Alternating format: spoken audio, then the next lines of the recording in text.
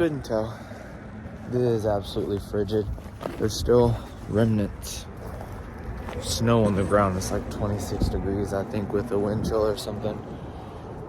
Anyway, point of the video is you can take your surroundings, whatever your situation is. I posted the same thing on TikTok. Like, I would much prefer to be deep in the mountains right now, deep in the mountains, and be in a situation where some rock right there. In a situation where I don't have to worry about civilization. I mean, you know, you can see I'm in the city. There's a bridge right there, and I'm not deep out in the woods at all. But what I've taken the opportunity to do and to show is that you can actually use whatever situation you have, whatever surroundings that you have, to field test whatever gear you have. Like the bag that I have here, the waist pack that I carry with me everywhere, and just become comfortable with how comfortable you are carrying the gear, moving the gear, doing different things with the gear. Obviously there's certain things, like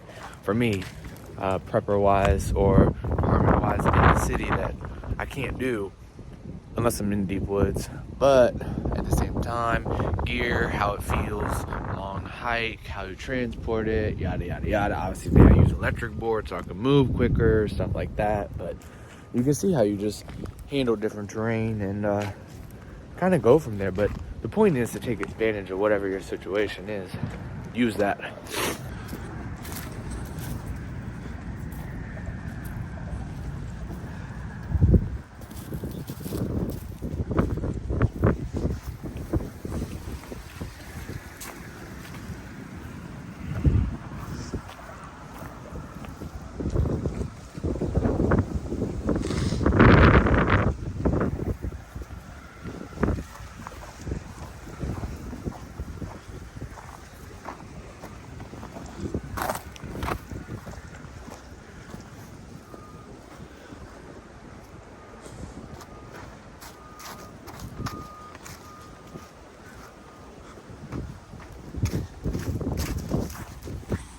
So, because this is such an urban environment, this is one of the reasons that I chose, because it's just not like anything else. But also, I'm racing against the clock here, so I chose a closer location. But what you're going to see is, since it's winter and the snow melts earlier, most of it anyways, even though some of it's still stuck around, water levels are crazy low. So it's going to give us advantages, like the bark down there that would have been underwater, that tree stumps down there that would have been underwater. The advantage is to find stuff that it wouldn't have realized and wouldn't see if the water was higher. So we're going to take advantage of that. And then what we'll do is find a secluded spot. We'll go through what exactly I pack in the gear, just for a day bag, not long term, but a day bag, like what I'm doing right now, just a couple hours of training. And then what I carry every single day, no matter what. I always think it's cool to be under bridges and stuff like this, but what I carry every day, and what I don't carry, what I add especially for if I'm moving around and whatnot. And then maybe we'll try to set up a shelter and try to beat the dark. So I am kind of at an advantage because I do already know the area. But one thing that I wouldn't do that beginner me would do, I mean, I'm still technically beginner, but beginner me would definitely have tried to camp out and stay under the bridge. Two main reasons I wouldn't do that. Just running through, obviously I'm not camping, but the main reason I wouldn't choose to do so is because, one, water levels can rise. Beginner me is such a novice, I wouldn't know that, and I'll get caught with water rising. Two, too much graffiti, too much fresh graffiti. Recent means people have been there. I'd like to choose somewhere much more secluded, and that I could actually see lights or anything if someone chose to walk up on me, and I can clearly see the entry and exit right there. That's the only real entry and exit to this particular piece of land adjacent to the city.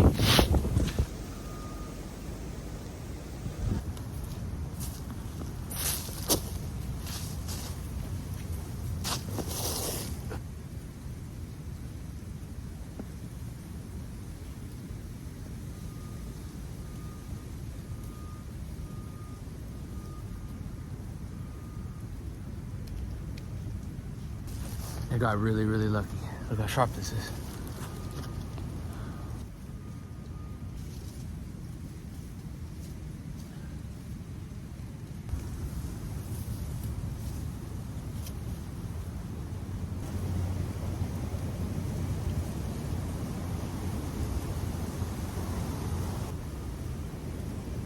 And obviously I'm not staying here, but you can see the frame, just how simple it is. I mean, I've got this quite original piece holding this in here. And I've got 1, 2, 3, 4, 5, 6-ish going in straight up and down. And I've got this wedged in here to this one and these. And basically you can see the start of a really easy lean-to if you're looking at it like that. And when you come up and over, obviously I'm not camping here, staying here, but you can see a really basic start of a basic shelter. And you could run a tarp up the top of this, and really you could do the same thing on the other side and have a nice little area to crawl through right through there. Only thing that you really have to worry about is flooding. Right in through there, right to the inside of, or we could wall off right here and have a teepee on one side and a wall shelter on the other. So now I've got the bark added, and extremely rudimentary, I know, but it's not getting found.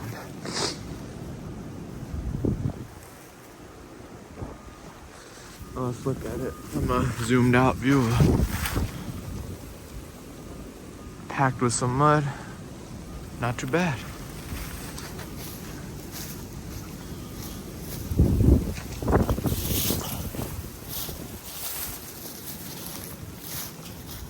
Extremely rudimentary. Not bad though. Cover the bottom with tarp or mud or whatever, and you're golden.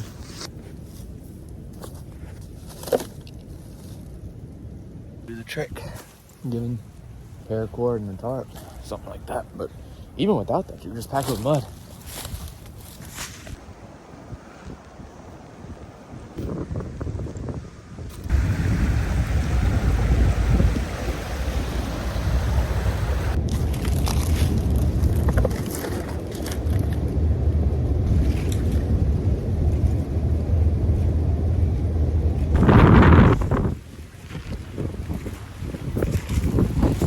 So, you see how cold it is. It's falling down rapidly now. So, we're going to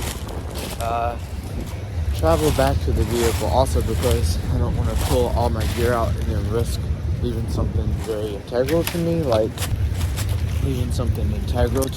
like car keys or house keys or stuff like that. So, what I'm going to do is run through the gear review elsewhere, but go ahead and travel back. But you get the idea. I mean, you see how close we are.